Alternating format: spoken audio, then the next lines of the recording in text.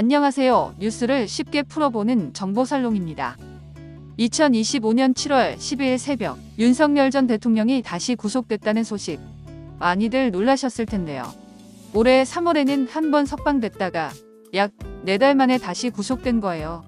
오늘 영상에서는 어려운 정치 얘기 없이 사건의 흐름만 쉽고 간단하게 정리해드릴게요. 2024년 12월 초 윤 대통령은 갑자기 계엄령을 발표했지만 국민들의 거센 반발로 실행되지 못했습니다. 이후 국회는 헌법 위반이라고 판단해 12월 14일에 탄핵소추안을 통과시켰고 그때부터 대통령 업무는 중단됐습니다. 이후 탄핵 심판이 진행 중이던 2025년 1월 특검은 윤 대통령을 현직 대통령 신분으로 구속했습니다.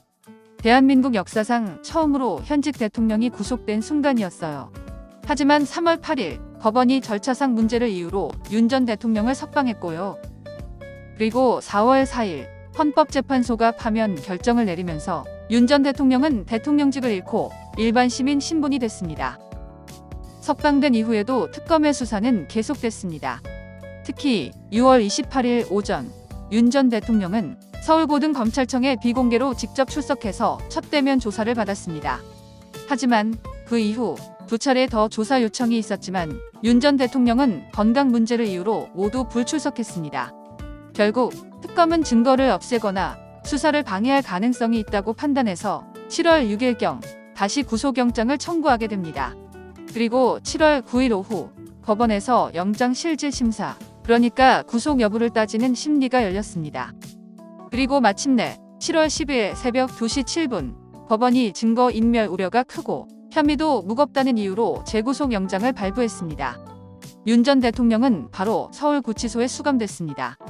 그렇다면 윤 전 대통령은 어떤 혐의들을 받고 있는 걸까요? 주요 혐의로는 먼저 내란 예비 음모입니다. 이건 말 그대로 계엄령을 실제로 준비하고 실행하려 했다는 혐의예요. 두 번째는 공무상 비밀 누설입니다. 국가기밀, 즉 중요한 문서를 외부로 유출했다는 의심을 받고 있어요. 세 번째는 공문서 위조입니다. 공식 문서를 거짓으로 만들었다는 혐의예요.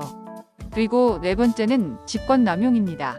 대통령이라는 자리를 이용해서 부당한 지시를 내렸다는 내용입니다. 이 중에서도 핵심 자료가 삭제되거나 바뀐 흔적이 드러난 게 이번 재구속의 가장 큰 원인으로 보입니다. 윤 전 대통령은 현재 서울구치소에 수감된 상태로 최대 20일 동안 추가 수사를 받게 됩니다. 이후 특검이 윤 전 대통령을 재판에 넘길지, 즉 기소할지를 결정하게 됩니다. 그리고 그렇게 되면 정식 재판이 시작됩니다. 지금은 혐의가 적용된 상태일 뿐 유죄로 확정된 건 아니며 최종 판단은 법원의 판결로 가려지게 됩니다. 이번 사건은 정치적으로 해석될 여지가 많은 사안입니다.